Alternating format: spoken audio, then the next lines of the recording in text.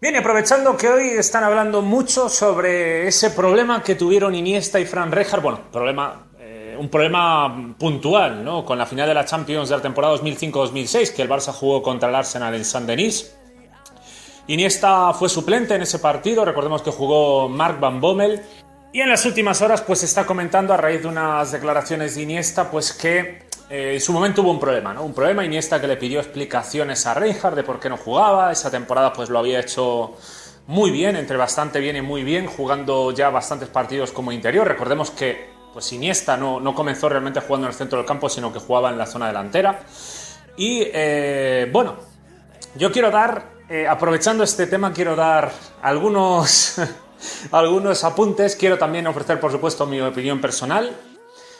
Ya en su momento, y tendré que hacer un vídeo más concreto sobre ese tema, ¿no? Pero resumiéndolo, sintetizándolo al máximo, debo decir que en su momento siempre estuve en contra, siempre, o sea, no voy a mentir, siempre estuve en contra del binomio centrocampista Xavi e Iniesta, lo cual sé de sobra que me deja muy mal parado, porque, claro, finalmente se convirtieron en, bueno, leyenda del Barça, ¿no? Son dos futbolistas a los que como barcelonista estoy brutalmente agradecido. Obviamente sabía de su calidad técnica, visión de juego, ese no era el problema, yo lo veía, estaba claro que esa calidad la tenían. Pero mis críticas venían justificadas por cuestiones tácticas a nivel defensivo. Los dos futbolistas eran realmente, originariamente, enganches, casi mediapuntas, prácticamente los dos, tanto Xavi como Iniesta. Me refiero no tanto en cuanto a las posiciones donde jugaron en categorías inferiores, ya que Iniesta llegó a jugar más retrasado incluso. Pero sí que por calidad técnica, por condiciones, eran futbolistas pues de poca capacidad defensiva. Poca capacidad defensiva para lo que requería un centro del campo en aquella época. En aquella época, si tú veías jugar a Deco y lo comparabas con Xavi e Iniesta, pues había una diferencia sustancial. Una diferencia sustancial en cuanto al orden que tenía en su juego en ataque, creando el juego. También, por supuesto, en cuanto a la implicación defensiva, ¿no? En el trabajo de presión, tanto presión alta como coberturas defensivas al lateral y achique de espacios. Era un jugador, para mí, ampliamente superior en ese sentido. A nivel táctico, defensivamente, y cuando hablo defensivamente también del orden atacando. Y bueno, digo esto dejando claro pues, que el Barça también en aquella época era una época diferente. Era una época ya donde Ronaldinho cada vez defendía menos, donde teníamos a Eto'o y Juli, que pues esa temporada 2005-2006 era realmente la última en la que jugaban muchos minutos de manera continuada porque surgió Messi, porque pues Juli ya tenía también una edad y porque Samuel Eto'o pues, padeció la lesión en la temporada 2006-2007, entró ahí Gudjohnsen. Por cierto, el otro día comentaba que jugó como centrocampista y lo vuelvo a reiterar.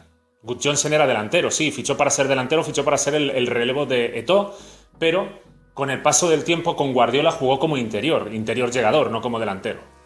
Figura que ya había hecho en el Chelsea de Mourinho. Pero bueno, la cuestión es que aquel Barça no tenía el orden que tenía el Barça de Guardiola, ¿no? El orden que tenía el Barça de Guardiola en sus transiciones de ataque.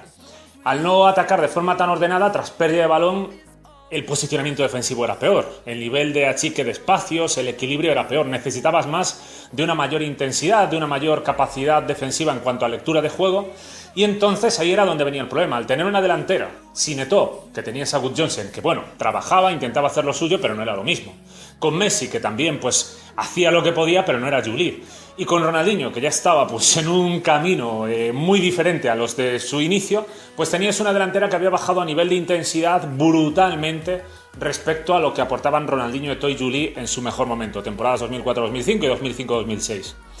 En ese sentido pierdes intensidad defensiva y luego tienes el centro del campo donde estás perdiendo calidad a la hora de realizar las transiciones de ataque, porque tienes a futbolistas pues como Iniesta y Xavi que están jugando bastante, cada vez juegan más juntos.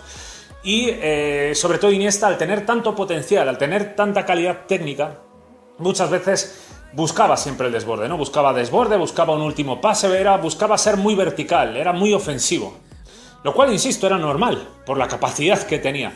Pero era un fútbol más desordenado, que si lo sumamos a una línea de tres mucho más dejada, pues daba como resultado un Barça desestructurado posicionalmente a nivel táctico, no había equilibrio defensivo, no había equilibrio.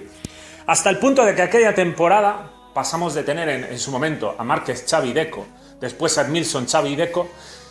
Bueno, se lesionó Xavi, recordemos, en la temporada 2005-2006 y por eso jugaron mucho Van Bommel e Iniesta en el centro del campo, pero siempre teníamos un pivote, Márquez, Edmilson, y también como interior fijo a Deco, y en su defecto, Xavi acompañando a Deco en la temporada 2004-2005 y parte de la 2005-2006, y luego Van Bommel e Iniesta.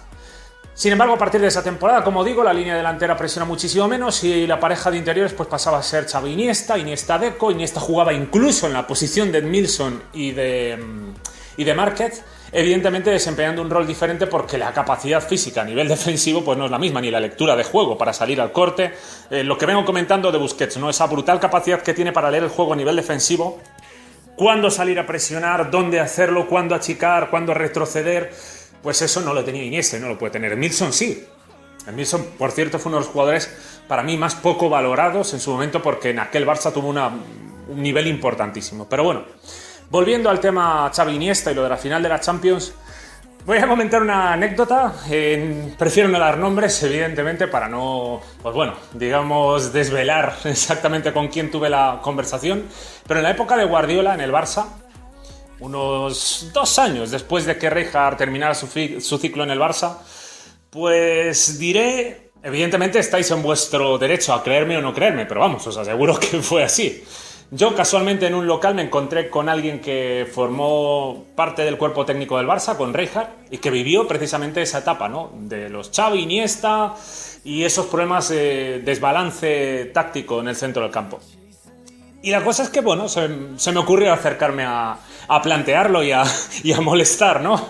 Me acerqué por allí y esta persona, pues, sorprendentemente, porque imaginé que me iba a dar una respuesta políticamente correcta y tal, pero sorprendentemente me reconoció que efectivamente Rijkaard no quería poner a Xavi e Iniesta juntos.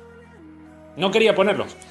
Y que concretamente en aquella época no confiaba en Iniesta como centrocampista, no porque no tuviera el potencial y que no lo viera, que evidentemente claro que lo veía, por algo lo ponía, pero pues lo comentado, ¿no? Lo comentado es que ese centro del campo pues no tenía la capacidad para poder tener equilibrio defensivo en aquel momento. Por eso, volviendo al tema, sobre que Iniesta, que Rijkaard le dijo algo muy fuerte, una explicación sin sentido para jugar, tal, yo creo que lo que no quiso decirle es, teniendo en cuenta cómo actuaba Rijkaard, aparte con los jugadores que tenía mucha mano izquierda, que intentaba no molestarles, pues adoptar una actitud de coleguita, ¿no? Que precisamente pues, fue una de las cosas que acabó con ese ciclo.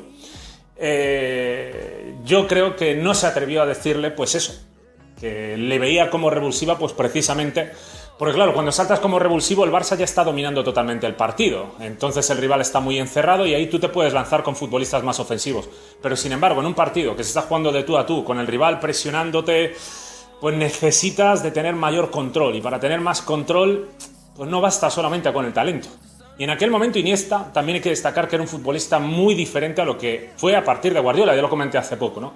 Y ya haré, pues ya digo, un vídeo más concreto, aunque realmente todo lo que debo de comentar de Xavi Iniesta, pues en buena medida lo estoy comentando aquí, pero sí que un vídeo sobre Xavi, que no lo he hecho, haré en el futuro.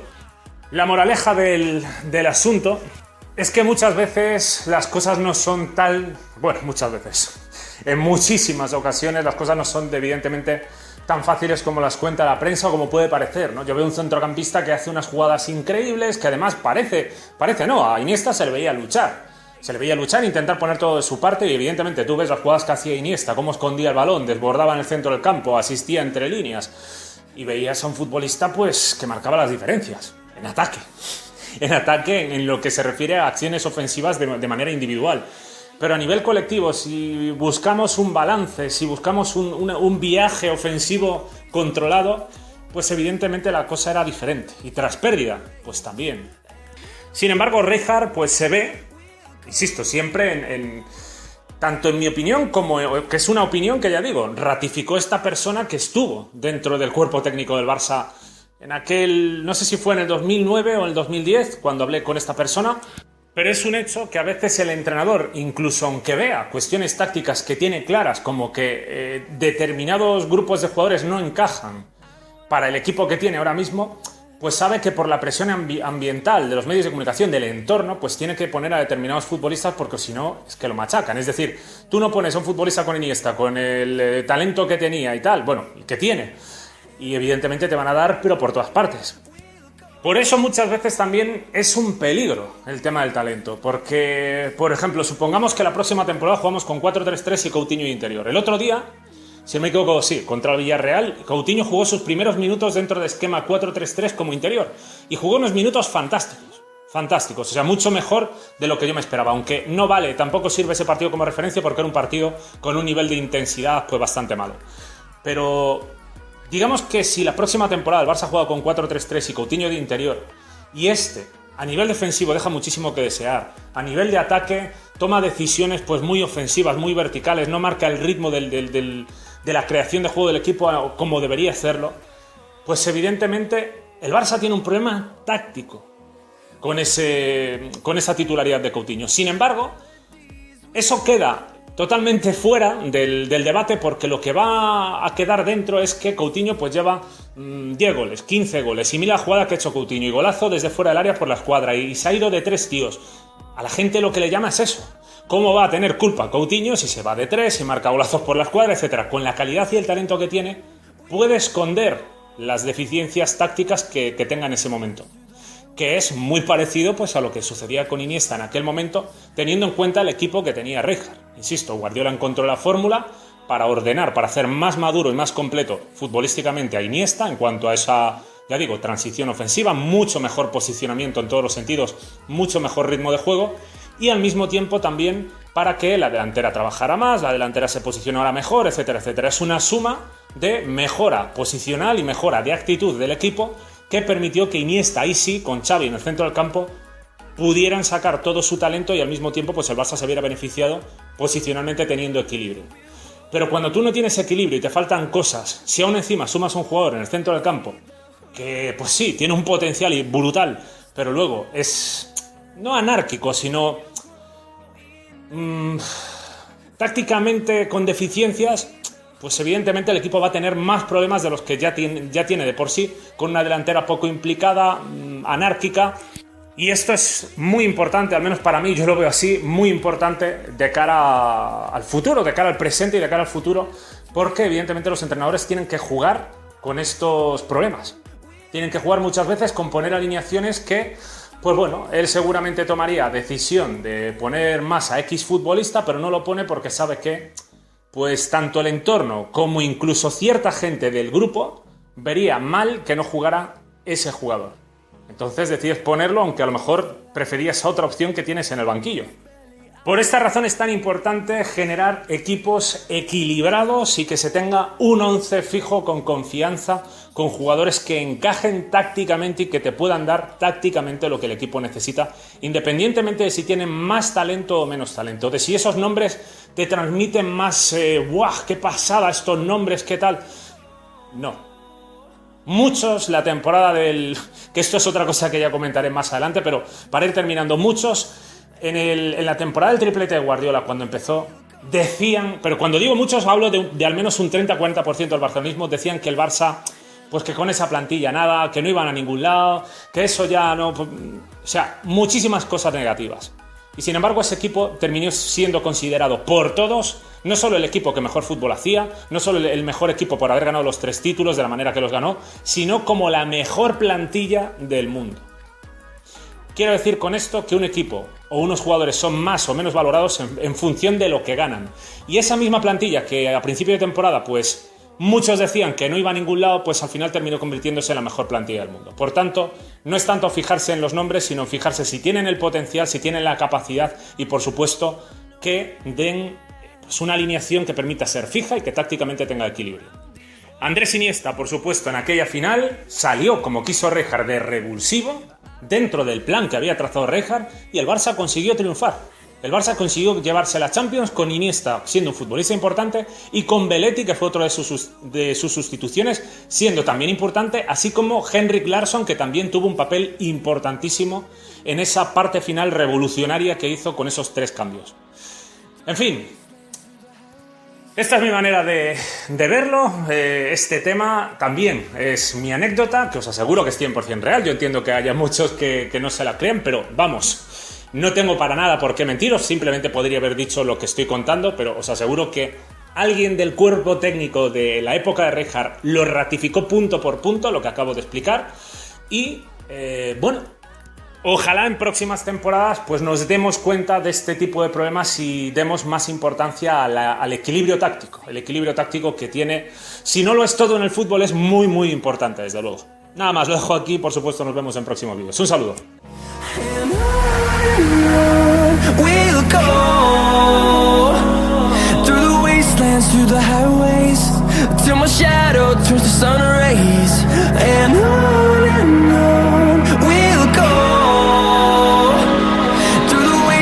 Through the highways and